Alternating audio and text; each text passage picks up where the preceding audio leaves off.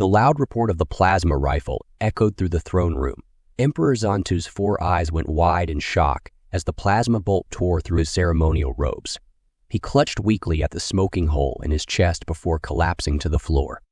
His guards reacted a moment too late, their weapons trained on the lone human who had infiltrated the palace. The man stood calmly, dropping the stolen plasma rifle to clatter on the polished stone floor. He raised his hands in surrender as dozens of rifles were aimed at him.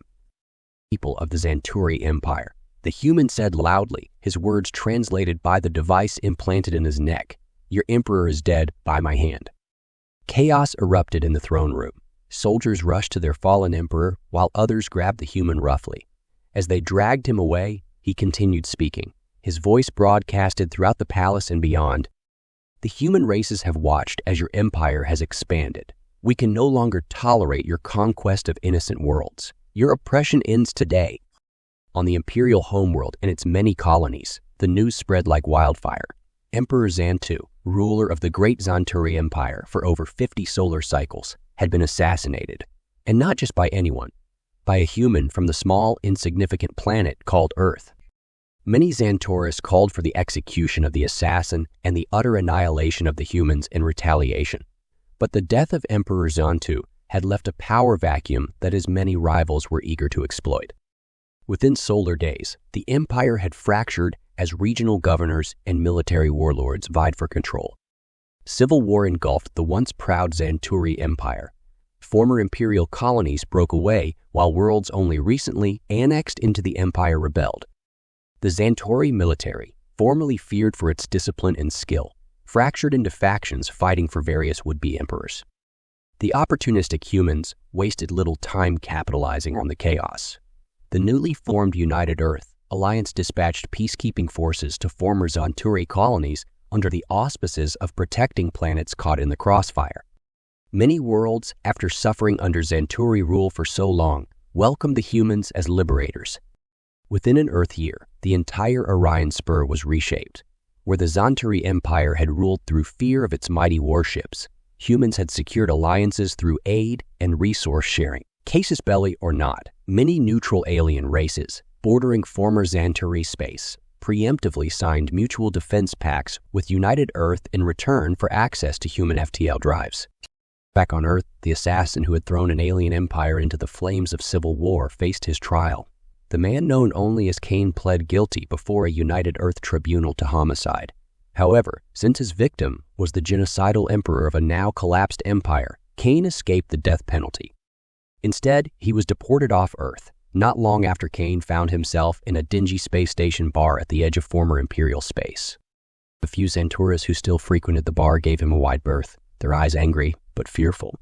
Even here far beyond Earth space, Xanturis had learned to avoid conflict with humans whenever possible. Cain ignored the hostile glares as he drank to forget his troubled past.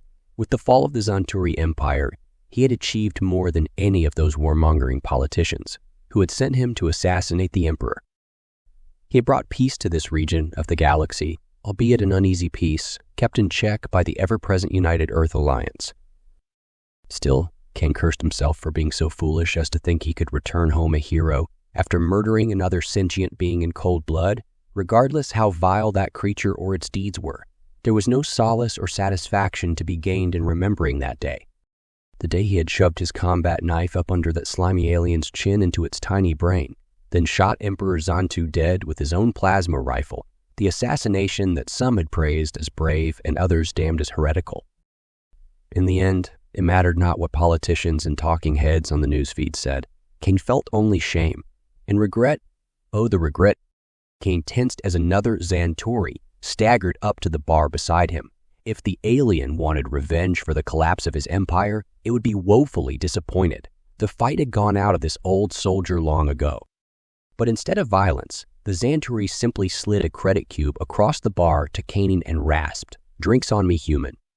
Cain's brows lifted in surprise. What's the occasion? The Zanturi bared its teeth, which Cain thought was intended as a friendly smile. One could never tell with those tusk alien mouths. "Today we celebrate our emancipation," the Zanturi replied, raising his glass. "Were it not for your bold action those many solar cycles ago, My people might still languish under the oppression of Emperor Xantu and those like him." Then Cain frowned down at his drink. "Your empire collapsed into chaos." "Chaos is the larval stage of rebirth," countered the Xanturi. "When the strongest warlord emerges victorious from the civil war, we shall finally know unity and stability once more under far juster rule than Xantu's likes ever imposed." "You seem confident of that outcome, when last I heard your people were still slaughtering each other wholesale across 100 worlds." The Xanturi bared its jagged teeth again. "The last great fleet battle occurs, even as we speak, over the skies of sacred Xanturia. When Warlord Vexu's flag flies over the Imperial palace, the bloodshed shall end swiftly." Then Cain slowly nodded, conceding the point. He had not bothered keeping up with news of the collapse of the Xanturi Empire.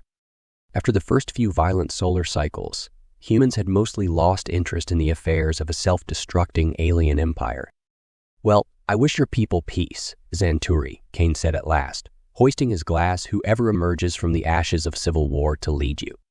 They drank to that, and for the first time in many lonely solar cycles, Cain felt the smoldering ember of purpose reigniting inside him. On the bar's view screen, footage showed the titanic flagship of Warlord Vexu battering the orbital defenses over Xanturia. The battle was coming to a close just as the Xanturi beside Cain had predicted.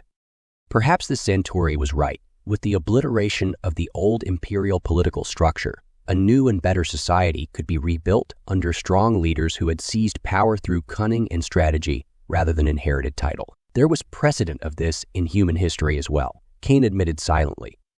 In saving the Xanturi from Emperor Xantu's evil, Cain may have unyoked the next great civilization to walk the stars. Whether under human guidance or not, the galaxy was big enough to share